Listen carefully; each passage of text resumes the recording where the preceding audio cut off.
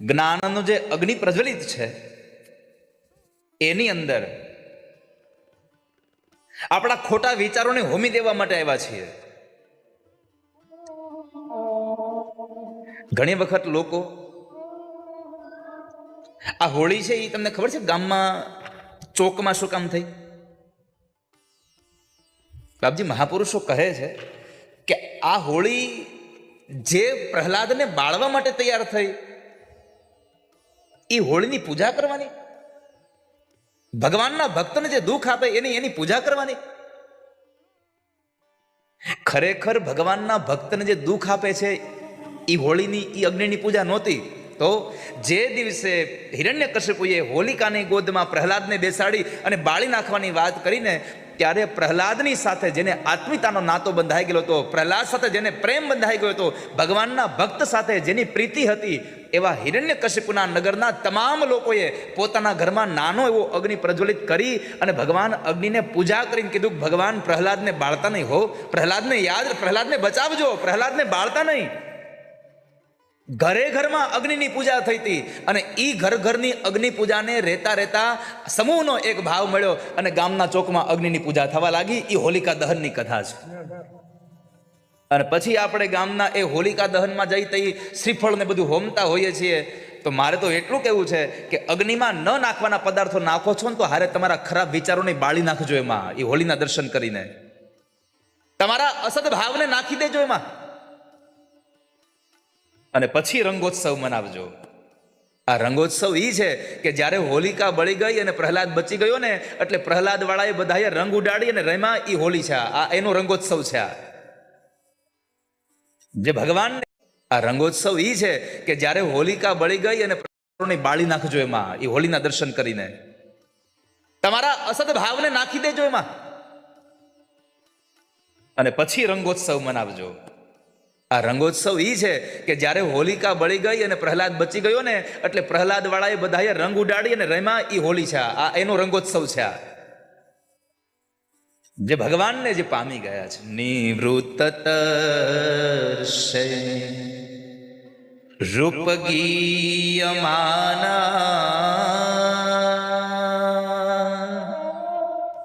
ભવોષધાછો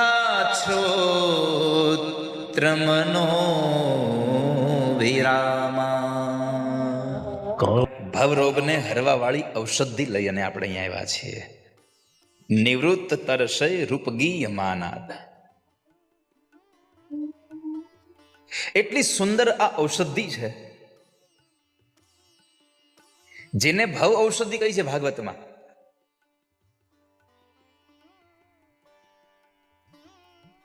એક રોગને મટાડે ને એને ઔષધિ કહેવાય. આ તો ભવે ભવના રોગને મટાડી દે છે. કેમ કે ભાગવતજીમાં લખ્યું છે કે જે ભાગવતજીની રસાયણ કરી અને પીશે, જે ભગવાનના નામનું રસાયણ પોતાના જીવનમાં ઉતારે છે, એને બીજો જન્મ લેવો પડતો નથી. જો બીજો જન્મ જ ન હોય તો વેદનાઓ શેની થવાની હતી? રોગ જ શેનો થવાનો હતો? તો ભવ ઔષધિને આપણે પીવા માટે બેઠા છીએ કે જે આપણો જન્મારો જ પૂરો કરી દે છે. સપ્તમ સ્કંદ એટલે હિરણ્યકશિપુના ઉદ્ધારની કથા, ભગવાન નૃસિંહના પ્રાગટ્યની કથા છે. પરમાત્માએ હિરણ્યકશિપુને માર્યો છે અને પ્રહલાદને બચાવ્યો છે. આવી કથા ભાગવતજીમાં છે. આપણે થાય આવું કેમ? ભગવાન મારે ઉસકા વિબલા, ભગવાન બચાએ ઉસકા વિબલા.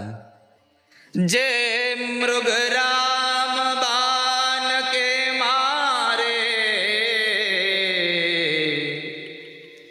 તે તનુ તજી સુરલોક સિધારે.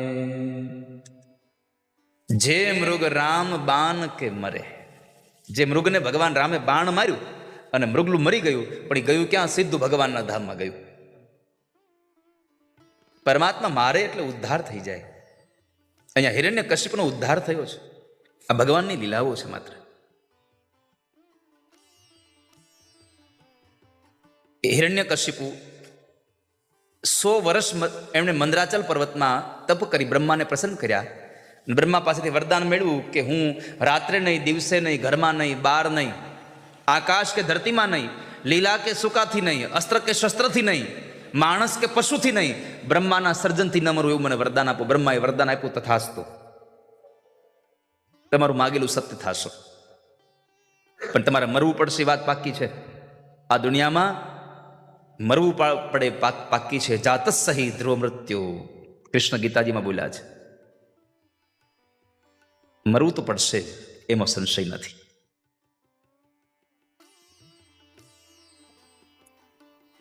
અને એ હિરણ્યકશિપુએ વરદાન મેળવ્યા પછી પોતાના પત્ની કયાધુને નારદજીના આશ્રમમાંથી લઈ આવ્યા. 100 વર્ષ અહીંયા હિરણ્યકશિપુ મંદરાચલ પર્વતમાં રહ્યો અને 100 વર્ષ કયાધુ આશ્રમમાં રહ્યા નારદ પાસે. ઉદરમાં પ્રહલાદ 100 વર્ષ રહ્યા. 100 વર્ષ પ્રહલાદ ઉદરમાં રહ્યા. અને ઉદરની અંદર રહેલા પ્રહલાદે 100 વર્ષ નારદના મોઢામાંથી નીકળેલો સત્સંગ સાંભળ્યો. પ્રહલાદનો જન્મ થયો, 5 વર્ષના થયા અને જ્યારે એને ભણવા બેસાડ્યા અને ભણવામાં જ્યારે ભણતા હતા ત્યારે એના પિતા હિરણ્યકશિપુ પ્રશ્ન કર્યો કે બેટા, તું જે કાંઈ આ બધું ભણે છે એમાં તને સારું શું લાગ્યું? તારા અભ્યાસમાં તને ગમ્યું શું? તો પ્રહલાદજી મહારાજ પોતાના પિતાજીને કહે છે, તસ્માત સર્વેષુ ભૂતેષુ દયાં કુરુત સૌરદમ આસુરમ ભાવમુન્મુચ્ય યયાત સત્યધોક્ષજ. આ સંસારમાં આસુરી વૃત્તિ છોડીને પિતાજી ભગવાનને ભજી લેવા જોઈએ. તને સારું શું લાગ્યું? તો કહે, તત્સાધુ મન્ય સુરવર્ય દેહિનામ સદા સમુદ્વિગ્ન ધિયામ સદ્ગ્રહાત. પિતાજી સાચું કહું, આ સંસારમાં કુવામાં પડી અને આપઘાત કરવો એના કરતા જંગલમાં જઈને મારા ઠાકોરજીને ભજી લેવાય, હરિને ભજી લેવાય, એમાં આપણું કલ્યાણ છે. નારાયણને ભજી લેવાય એટલે શબ્દો સાંભળ્યા હિરણ્યકશિપુને ક્રોધ આવે છે, કાઢી મૂકે છે. આશ્રમમાં પ્રહલાદજી ભણતા હોય, ગુરુદેવ હાજર ન હોય અને પ્રહલાદને ભણાવવાનું કહે તો પ્રહલાદ એક જ વાત ભણાવતા, ભજ ગોવિંદ ગોવિંદ ગોપાલા, ભજ ગોવિંદ ગોવિંદ ગોપાલા. બીજું કશું જ નહીં, કેવલ પરમાત્માનું નામ જ લેવડાવે. અને એમાં એમના પિતાએ બીજી વખત પૂછ્યું કે તું ભણે એમાં તને સારું શું લાગ્યું છે? પિતાજી, નવધા ભક્તિ સારી, શ્રવણમ કીર્તનમ વિષ્ણુ સ્મરણમ પાદ સેવનમ અર્ચનમ વંદનમ દાસ્યમ સખ્યમાત્મનિવેદનમ. પિતાજી, નવધા ભક્તિ કરી મારા ભગવાનને ભજી લેવાય, મારા હરિને ભજી લેવાય. એને કાઢી મૂકો. ભાગવતજીમાં લખ્યું છે કે પ્રહલાદને મારવા માટે બહુ પ્રયત્ન કર્યા પણ પ્રહલાદને કંઈ થયું નહીં. પાણીમાં ફેંકવામાં આવ્યા, પર્વત ઉપરથી ફેંકી દીધા, ઝેર ખવડાવવામાં આવ્યું, અગ્નિમાં બાળવામાં આવ્યા, છતાં પણ પ્રહલાદને કાંઈ ન થયું. કેમ? સ્વયં ભગવાન જેની રક્ષા કરતા હોય, શું થાય એને? શું થવાનું હતું? એનો વાળ વાંકો ન થયો. અને પછી તો પ્રહલાદને એક સમયે બોલાવી, સંધ્યાનો સમય હતો, અને પ્રહલાદને પૂછ્યું હિરણ્યકશિપુ, ક્યાં છે તારો નારાયણ? પ્રહલાદે એટલો જવાબ આપ્યો, પિતાજી, ક્યાં છે મારો નારાયણ? આવું કેમ પૂછો છો? મને એમ પૂછો, ક્યાં નથી મારો નારાયણ? જલે વિષ્ણુ સ્થલે વિષ્ણુ વિષ્ણુ પર્વત મસ્તકે જ્વાલામાલાકુલે વિષ્ણુ સર્વ વિષ્ણુમયમ જગત. આ સંસારમાં ક્યાં નથી મારા નારાયણ? મને કહો તો ખરા. એક જગ્યા તો એ બતાવો કે જ્યાં નારાયણ ન હોય, જ્યાં પ્રભુ ન હોય. પછી તો સ્તંભ બતાવ્યો, આમાં તારો નારાયણ છે? પ્રહલાદ કહે છે, હા પિતાજી, છે મારો નારાયણ. હા છે એટલા શબ્દો સાંભળ્યા અને હિરણ્યકશિપુ એ સ્તંભને તોડવા ગયો. એના પેલા સ્તંભ તૂટે છે અને એમાંથી ભગવાન ઋષિ નારાયણનું પ્રાગટ્ય થયું. બોલીએ નરસંગ નારાયણ ભગવાન કી. ભગવાન ઋષિનું પ્રાગટ્ય થયું. બાજ પોતાના શિકારને પકડે એમ પકડી લઈ અને હિરણ્યકશિપુને લઈ જાય છે. હિરણ્યકશિપુને લઈ અને એને મારવા માટે તૈયાર થયા, એને ફાડી ખાવા. પણ એના સમય પહેલા પૂછ્યું કે હિરણ્યકશિપુ, તે જે બ્રહ્મા પાસે વરદાન માંગ્યું એમાંથી કઈ બાકી નથી રહ્યું ને? નથી રાત, નથી દિવસ, સંધ્યા સમય છે, નથી ઘરમાં, નથી બહાર, તું ઉમરામાં છો, નથી આકાશમાં, નથી ધરતીમાં, મારા ખોળામાં છો. નખ બતાવીને કીધું આને લીલાઈ ન કહેવાય, આને સુકા ન કહેવાય, આને અસ્ત્ર ન કહેવાય, આને શસ્ત્ર ન કહેવાય. બીજું મારી સામું જોઈ લે, નથી હું માણસ, નથી હું પશુ. કેવલ મારું સર્જન બ્રહ્માએ નહીં, મેં બ્રહ્માનું સર્જન કર્યું છે. અને ભગવાને પોતાના નખ વડે હિરણ્યકશિપુના પેટને ચીરી અને એમાંથી આંતરડાઓ કાઢી કાઢી ભગવાન પહેરવા લાગ્યા છે. ભગવાનને પુષ્પના ટોપલાઓથી વધાવવામાં આવ્યા છે. ભગવાનનો જય જયકાર થવા લાગ્યો છે. દેવતાઓ આનંદ પામી રહ્યા છે. આ સૃષ્ટિના લોકો પોતાના ચહેરા ઉપર આનંદની અનુભૂતિઓ કરવા લાગ્યા છે. અને ભગવાનને સૌ પ્રાર્થના સાથે, પરમાત્માના જયઘોષ સાથે ભગવાનને વધાવી રહ્યા છે. બોલીએ નરસંગ નારાયણ ભગવાન. ભગવાન ઋષિનો જય જયકાર થયો. બ્રહ્માદિક દેવતાઓ ભગવાનને સ્તુતિ કરે. પ્રભુને આંખમાંથી અગ્નિઓની ધારાઓ વહી રહી છે. એટલો ક્રોધ આવી ગયો છે. બ્રહ્માની પ્રાર્થનાથી ભગવાન શાંત ન થયા. લક્ષ્મીજીને બોલાવ્યા. લક્ષ્મીજી પ્રાર્થના ન કરી શક્યા, મૂર્છિત થઈને પડી ગયા. અને અંતે છેલ્લે જેના માટે ભગવાન આવ્યા હતા એ અસુર યોનિનો બાળક પ્રહલાદ ભગવાન નારાયણની સ્તુતિ કરીને કહે, બ્રહ્માદય સુરગણા મુનયોથ સિદ્ધા સત્વૈકતાન મતયો વચસામ પ્રવાહૈ. હું અસુર્યોનિનો બાળક શું તમારી સ્તુતિ કરું, પણ મેં સાંભળ્યું છે કે હે નાથ, તમે ક્યારેય કોઈની સંપત્તિથી, કોઈના બળથી, કોઈના તેજથી, કોઈના જ્ઞાનથી, કોઈની વિદ્વત્તાથી પ્રસન્ન થનારા નથી. તમે તો કેવળ ને કેવળ એકમાત્ર પ્રાર્થનાથી પ્રસન્ન થનારા છો. મારી પ્રાર્થના છે ઠાકોરજી, આપ પ્રસન્ન થાવ, આપ શાંત થાવ, આપ ક્રોધને શાંત કરી દો. ભગવાને ક્રોધને શાંત કર્યો. હિરણ્યકશિપુના શરીરને છોડી દઈ પ્રહલાદને પોતાની ગોદમાં બેસાડી અને પરમાત્માની આંખોમાંથી અશ્રુની ધારા સાથે ભગવાન માફી માગી કહે કે પ્રહલાદ, મને માફ કરજે, મારે આવવામાં મોડું થયું છે. પ્રહલાદને પૂછું, માગ પ્રહલાદ, શું આપું? ભગવાન, કંઈ જોઈએ નહીં મને, બસ તમે મળ્યા છો, બધું મળી ગયું છે. અરે ના, કંઈક માગ. 3 વખત ભગવાને માગવાનું કહ્યું તો પ્રહલાદે એટલું કીધું કે પ્રભુ, આપવું હોય તો એટલું આપો, મારા પિતાજીને તમારું ધામ મળે, મારા પિતાજીને તમારું શરણ મળે. આને વૈષ્ણવ કહેવાય વાલા ભક્તો, આને વૈષ્ણવ કહેવાય કે મારું ખરાબ કરનારને પણ પ્રભુનું ધામ મળે. નકર આપણી તો ભાવના શું હોય, અમારું સારું ન કરે એનું ક્યાંય સારું ન થાય. આપણી ભાવના છે. પણ આપણી પ્રાર્થના એવી હોવી જોઈએ કે ઠાકોરજી અમારું ખરાબ કરે એનું ક્યારેય ખરાબ ન કરતા હોય, એનું કોઈ દી ખરાબ ન થવા દેતા. આ સાચો વૈષ્ણવ છે. પ્રહલાદે કહ્યું, ભગવાન, મારા પિતાને ધામ આપી દો. પ્રહલાદ, તારા જેવો દીકરો જે કુળમાં જન્મે ને એના પિતૃઓને મારું ધામ જ મળે. હું તો તારા માટે માગવા કહું છું, માગી લે. અને ત્યારે પ્રહલાદે કીધું, પ્રભુ, બહુ પ્રલોભન આપો છો ને, એક કામ કરો, એક વસ્તુ આપી દો. શું? મારા જીવનમાં ક્યાંય અપેક્ષા ન રહે, મને કોઈ સંસારમાં મને અપેક્ષા ન રહેવી જોઈએ. હું કોઈનો રાગ, કોઈનો દ્વેષ ન કરું, કોઈની ઈર્ષા ન કરું. આવું જીવન મને આપી દો ભગવાન. પ્રભુએ દયા કરતું વિષયની વાસના છૂટે.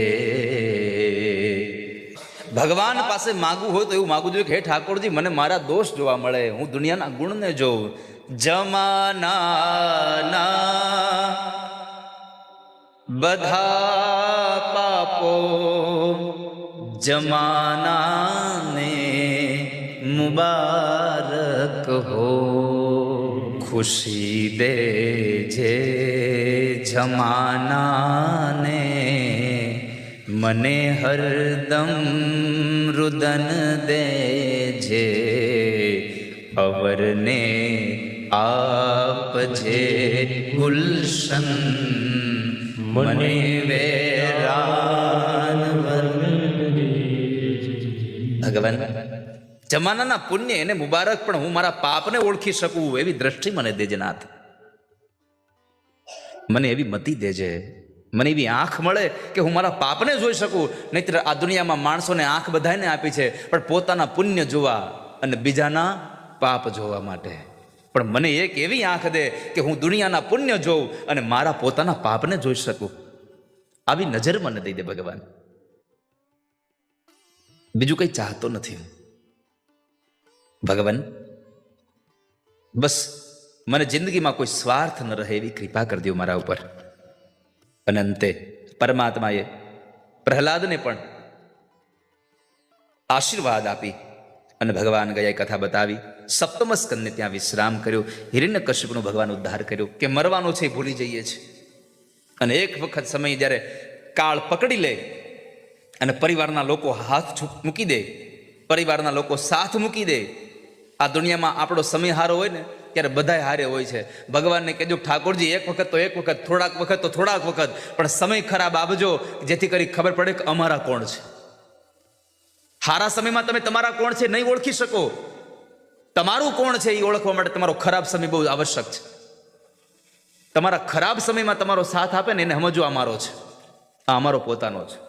બાકી હારા સમય બધા ઊભા હોય. તમારી પાસે પૈસા હોય ત્યારે તમારા બધા મિત્રો હોય, પણ તમે લેણામાં આવી જાઓ અને તમારી હારે ઊભા રહીને ત્યારે સમજવું આ મારો સાચો મિત્ર છે. સુખમાં તો બધાય સાથી હોય, સુખ કે સબ સાથી દુઃખ મેં ન કોઈ.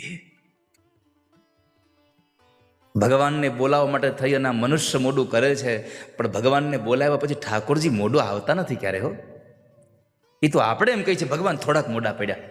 ના ના ના, ભગવાન તો બરાબર સમય આવ્યો છે તે મોડા બોલાવ્યા છે. 5 વાગ્યાની ટ્રેન હોય ને તમે 5 ને 5 જાઓ, અરે ટ્રેન વહેલી વહી ગઈ. ના ના ના, તું મોડો આવ્યો. મનુ મહારાજના દીકરાનું નામ છે નભગ. નભગને ત્યાં દીકરો થયો નાભાગ.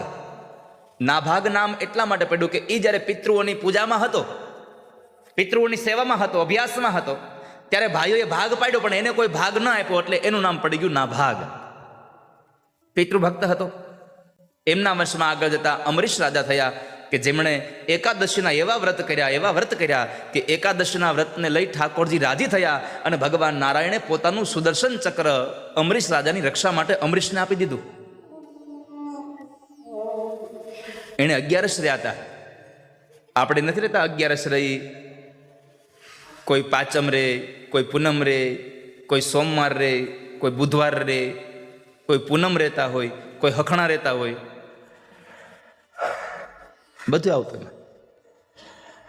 અને મેં તો કીધું જ છે કે એકાદશી નો રહ્યો તો કાંઈ નહીં, પૂનમ નો રહ્યો તો કાંઈ નહીં, બસ એક હખણા રહ્યો એનાથી મોટું વ્રત નથી આ સંસારમાં બીજું કોઈ. હખણા રહ્યો તો અમરીશ રાજાને ભગવાને પોતાનું સુદર્શન ચક્ર આપી દીધું. પણ કેટલા વ્રતની નિષ્ઠા હતી. વ્રતમાં નિષ્ઠા એ હતી કે દુર્વાસા ઋષિને જમવાનું કીધું તું ને એ વયા ગયા હતા. 1 વર્ષ સુધી દુર્વાસા ન આવ્યા ત્યાં સુધી અમરીશ રાજાએ મોઢામાં અનાજ ન મૂક્યો. આવું વ્રત રહ્યા હતા ને એટલે ભગવાને સુદર્શન ચક્ર આપ્યા છે. આપણે સવારથી એકાદશી રહ્યા હોય ને બપોરે બરાબર પાણીપુરી ભાળી જાય તો તોડ નાખી, પૂરી થઈ ગઈ. બપોર સુધી રહ્યા કે 11 એવી એકાદશી તો ફળ નહીં આપે. વ્રતમાં નિષ્ઠા જોઈએ આપણને, વ્રતમાં આપણને ભાવ જોઈએ, શ્રદ્ધા જોઈએ, તો નિષ્ઠાથી આપણને એકાદશીઓ ફળે. ધન્ય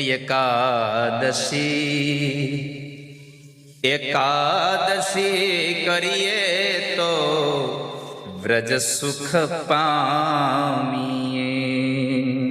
મારે એકાદશીના વ્રત કરવા છે, મારે ધ્યાન હરિના ધરવા છે, મારે ધ્યાન હરિના ધરવા છે.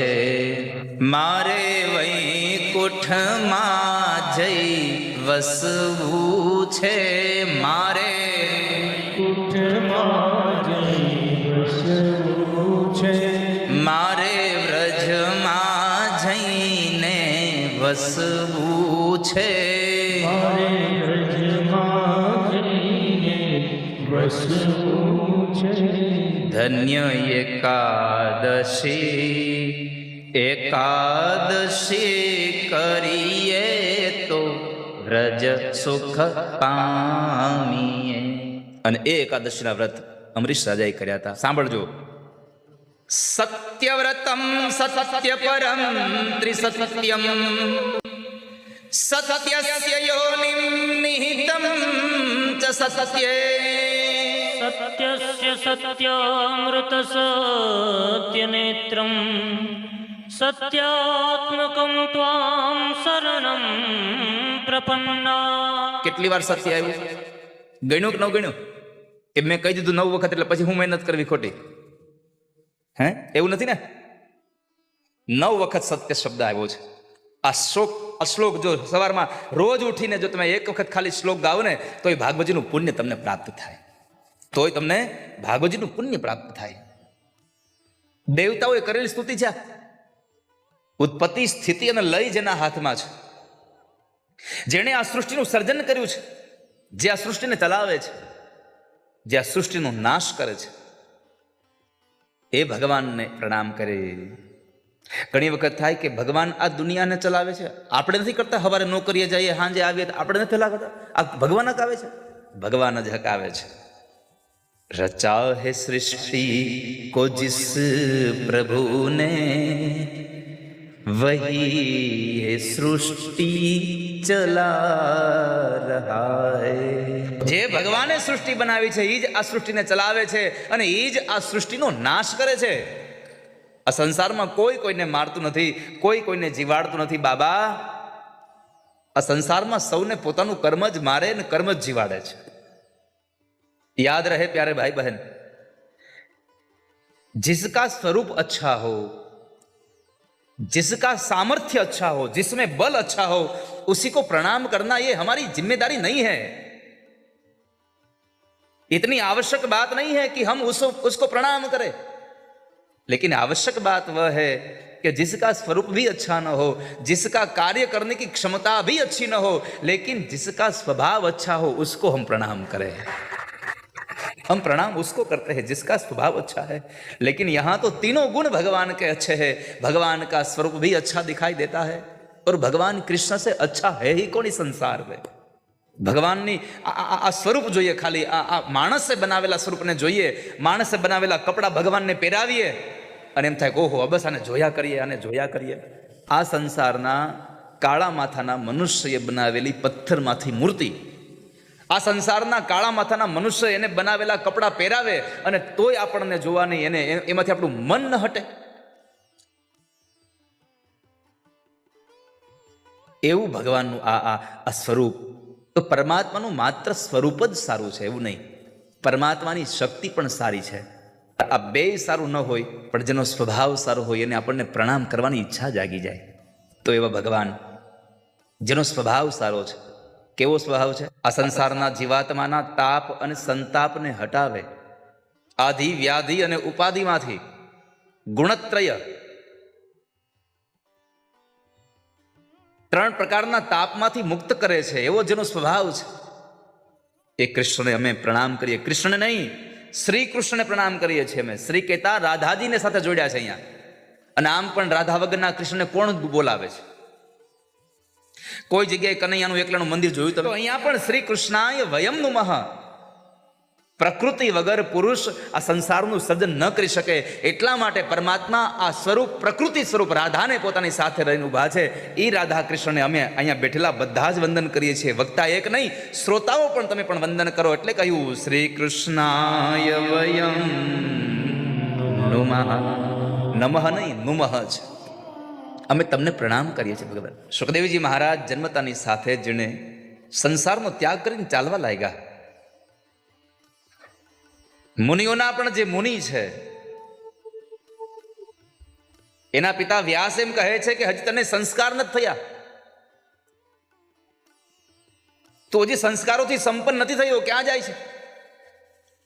અને ત્યારે ભગવાન વ્યાસને પ્રત્યુત્તર આપતા સુખદેવ મહારાજ કહેતા હોય કે પિતાજી, સંસ્કારની જરૂર તો એને પડે જેનામાં વિકાર હોય. મારે ક્યાં વિકાર છે? સંસ્કારની જરૂર પડે છે. વિકાર ન હોય તો સંસ્કારની જરૂર જ નથી. આ મનમાં બેમાંથી એક જ વસ્તુ રહી શકે, કાં વિકાર રહી શકે કાં સંસ્કાર રહી શકે. આ દુનિયામાં ઘણા બધા પદાર્થો એવા છે, ઘણા બધા શરીર એવા છે, તમારા બે હાથ અલગ અલગ કામ કરી શકે, બે આંખ અલગ અલગ જોઈ શકે. એક મન એવું છે કે એક જ વિચાર કરી શકે, એકારે બે વિચાર ન કરી શકે. ગમે એક જ વિચાર તમારું મન કરી શકે. અને ભાગવતમાં લખી દીધું, યમ પ્રવ્રજંત મનુપેતમ પેત કૃત્ય અપેત કૃત્ય. જેને સંસ્કાર થયા નથી અને જેને સંસ્કાર કરવાની કોઈ આવશ્યકતા નથી અને કરવાનું કોઈ બાકી જ નથી, એવા ભગવાન શુકદેવને પ્રણામ કરીએ છીએ કે જેણે આ ભાગવત ગ્રંથની ઓળખાણ આપણને કરાવી, જેણે આ ભાગવત ગ્રંથ પ્રત્યે આપણને ઘેલું લગાડ્યું, એવા શુકદેવજી મહારાજને પ્રણામ કર્યા છે. જેને સર્વસ્વ બધું ત્યાગી દીધું છે. અને આ સંસારમાં આપણી કહેવત છે, ત્યાગે સો આગે. જેટલો તમે ત્યાગ કરશો એટલું જ તમને બધું મળતું રહેવાનું છે. તમે એમ કહેશો ને ભાઈ આ ન જોતું, આ ન જોતું, હે